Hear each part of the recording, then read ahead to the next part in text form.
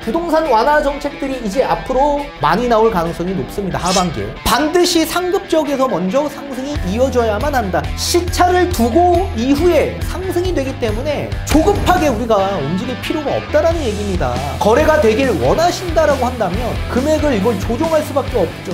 금액을. 부동산 고민 문자로 자세하게 보내주시면 추첨을 통해서 여러분들에게 월수금 정확한 해답으로 찾아뵙도록 하겠습니다. 뒷번호 5456님께서 보내주신 부동산 고민입니다. 대표님 안녕하세요. 서울 집값이 상승되고 있다 하는데 왜 저희 아파트는 상승은커녕 거래 자체가 없을까요? 가산동 두산 위부 6억 5천만 원에 내놨는데 집 보러 오는 사람이 없습니다. 원인을 알 수 있을까요? 라고 보내주셨습니다. 전문가님 답변 부탁드리겠습니다. 네, 일단 답변부터 드리도록 하겠습니다.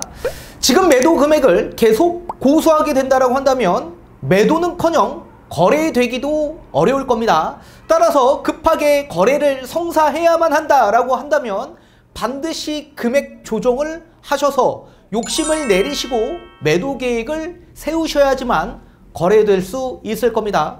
왜 그런지 뒤에 판서를 통해 그 원인에 대한 파악을 분석해 드리면서 말씀을 도와드리도록 하겠습니다. 자, 지금 가산동 두산 위브 5구 타입에 보유 중에 있다고 하셨습니다. 이 아파트 어느새 연식이 20년이 넘어간 구축 아파트로 형성이 되어 있고 지금 서울 집값은 상승되고 있는데 거래가 되고 있지 않다라고 문의를 주셨습니다. 왜 그럴까요? 자, 거래가 되지 않는 이유가 있을 텐데 그 원인을 분석해야지만 우리도 마찬가지 거래를 쉽게 성사시킬 수 있을 겁니다. 자, 일단 첫 번째는 서울 아파트 거래량에서 봤을 때 이 거래량 증가폭이 엄청나게 증폭되어 있는 상황입니다. 자, 2022년 10월 달에 역대 최소치의 거래량이 집계가 되었는데 약 550여 건 정도의 거래량이 나왔습니다.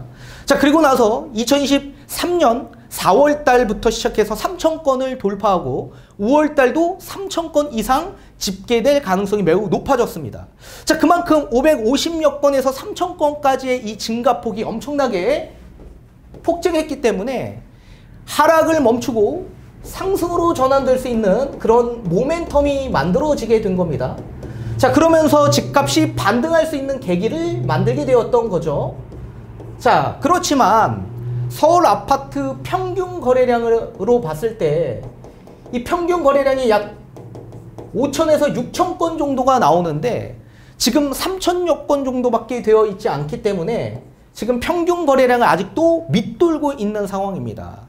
자, 이렇게 밑돌고 있는 이유는 갑자기 집값이 하락해서 반등으로 이어졌기 때문에 수요층들이 관망하고 있는 관망세가 지속되고 있기 때문에 그렇습니다. 자, 그렇다면 거래량이 다시 급증을 해서 가격이 반등이 되고 상승 추세로 넘어가고 또 거래량이 다시 증폭되려면 여러 이슈들이 부각이 돼야만 할 겁니다. 따라서 거래량이 다시 급증하기 위해서는 큰 이슈들이 동반돼야만 한다. 자, 그렇다면 부동산 시장의 큰 이슈들은 뭐가 있을까요? 집값 하락에 있어 금리가 가장 큰 영향을 주었기 때문에 금리에 대한 부분이 인상이 아닌 금리 동결 또는 인하로 가야지만 거래량이 다시 급증할 수 있을 겁니다. 자, 그런데 이 기준금리도 마찬가지 한국은행의 기준금리도 중요하지만 이 한국은행의 기준금리는 미국 연준의 기준금리에 따라서 움직일 수가 있겠죠. 자, 그렇기 때문에 미국 연준의 기준금리 추세를 잘 읽어야만 합니다. 자, 그런데 며칠 전 기준금리가 동결이 되었습니다. 그리고 이 동결이 된 순간부터 시장금리는 아마 빠르게 내려갈 소지가 매우 높을 겁니다.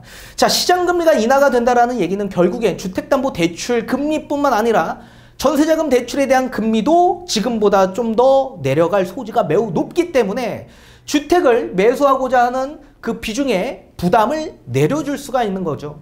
따라서 미국 금리가 동결이 되는 순간 다시 이슈가 부각이 되어 동반이 되고 거래량이 다시 급증할 가능성이 매우 높아지는 상황이 나올 수 있다. 자, 그리고 두 번째, 역전세에 따른 이 부분에 대해서 다주택자분들의 매물출의 현상들이 굉장히 많이 나와 집값 하락이 가속화되었죠. 자, 그러면 이 역전세가 왜 일어났냐면 보증금을 반환해줄 자금 여력이 안 되기 때문에 발생이 된 겁니다. 근데 이번에 어떻게 됐습니까? 이번에 DSR을 완화해주겠다라고 이미 발표가 나왔습니다. 자, DSR 한시적으로 완화를 해주되 이제 전세 퇴거자금 대출에서 DSR을 완화하는 대신에 전제 조건이 있습니다. 보증보험에 필수적으로 가입을 해야지만 완화해주겠다. 자, 누구든지 보증보험에 가입하는 거에 있어서 수용 안 할 사람들이 없겠죠. 따라서 이제는 역전세 보증금 반환 대출이 나옴에 따라 역전세는 없어질 거다. 그렇기 때문에 2023년 하반기에 엄청난 역전세 때문에 집값 하락이 나올 수 있다는 거는 없을 겁니다. 자, 따라서 역전세에 대한 방어가 될 수 있기 때문에 공급에 대한 이 재고 공급이 다시 줄어들 가능성이 매우 높겠죠. 따라서 수요는 늘어나는데 재고 공급이 줄다 보니 가격은 다시 상승할 수밖에 없고 또 집값이 상승하면 거래량이 급증할 수밖에 없는 요인들이 만들어진다. 그러면 거래를 할 수 있게끔 여러 가지의 또 부동산 완화 정책들이 함께 나와야 될 텐데 부동산 완화 정책들이 이제 앞으로 많이 나올 가능성이 높습니다. 하반기에. 특히 분양가 상한제 적용되는 공공택지, 민간택지에서는 전매 제한이 풀려 있지만 아직까지는 실거주 의무가 지금 아직 남아져 있는 상황인데 이 실거주 의무도 이제 없어질 가능성이 매우 높을 걸로 보여지고 있고 그러면 분양권 시장이 다시 한번 뜨겁게 이제 거래가 많이 되어 이게 기축 아파트로 다시 이어질 가능성이 매우 높을 겁니다. 자, 이뿐만 아니라 취득세에 대한 부분도 지방세법 개정안이 이제 발표가 곧 될 겁니다. 7월 달에 7월 말에 2024년에 대한 세법 개정안이 발표가 될 텐데 아마 거기에 담겨질 가능성이 매우 높을 겁니다. 지금도 소급 적용하고 있는 상황이지만 이제 법으로 개정안이 이제 나오게 된다고 한다면 거기에 따른 이슈가 거래량을 급증하게 만드는 그런 촉매제 역할을 할 수밖에 없을 거다. 또 여기에 양도세에 대한 세율 인하도 있죠. 지금 분양권 뿐만 아니라 입주권 그리고 주택도 마찬가지죠. 1년 미만인 경우에는 양도세율이 굉장히 큽니다. 약 지방세까지 포함해서 77%의 세금을 납부해야 되는데 그 또한 마찬가지 70%를 45%로 인하하는 그리고 2년 이하 또는 2년 이상인 경우에는 60%입니다. 그죠? 근데 이거를 어떻게 됩니까? 기본세율로 인하하는 그런 양도세 완화 정책도 함께 발표할 겁니다. 따라서 부동산 완화 정책에 있어 여러 가지 매수할 수 있는 좋은 발판들을 만들어 줄 거고 또 총선이라는 거를 앞두고 있죠. 자, 총선을 앞두고 당연히 개발에 대한 이슈를 부각할 수밖에 없을 겁니다. 그죠? 자, 개발에 대한 이슈를 부각하는 순간 거래량은 또 한 번 이슈로 인해서 급증하게 되는 그런 상황이 만들어질 겁니다. 자, 이런 상황에서 집값이 상승하는 데 있어서는 서열간 시차 상승이 나올 수밖에 없습니다. 자, 모든 집값이 동시에 상승될 수는 없습니다. 자, 서열간의 시차 상승이 나올 수 있는데 우선적으로 상급지역 일대에서 먼저 상승이 돼야지만 중급지에서 상승이 되고 또 중급지에서 상승이 돼야지만 하급지역에서도 마찬가지 상승으로 이어지는 갭 메우기가 시작된다라고 말씀을 해드렸죠.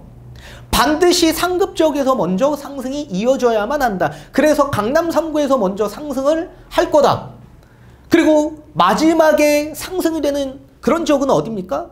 노도광, 금광구, 서울 외곽 쪽 일대가 마지막으로 상승이 될 수 있는 지역으로 보여집니다. 그리고 이뿐만 아니라 주택 간에서도 마찬가지 시차 상승이 일어날 수밖에 없습니다. 자, 집값이 상승으로 전환되는 이런 상승 주기에서는 가장 집값을 먼저 선도해서 상승하는 그런 아파트는 재건축 아파트다.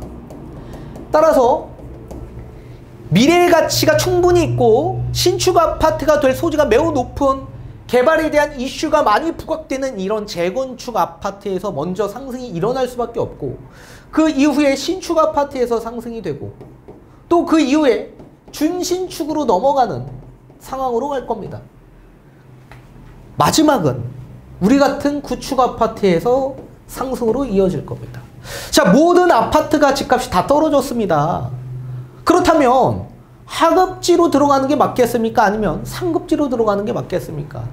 당연히 갈아타기를 계획하시는 분들 입장에서는 상급지를 우선적으로 볼 수밖에 없고, 또 미래 가치가 충분히 있는 재건축을 먼저 볼 수밖에 없습니다. 그리고 재건축의 가격이 너무 비싸다라고 한다면 당연히 신축 아파트로 이어질 수밖에 없고요. 아니, 가격이 동시에 다 떨어져 있는 상황에서 지금 대출도 다 완화되어 있는 이런 상황에 신축 아파트를 보지 누가 먼저 구축 아파트를 보겠습니까? 그죠?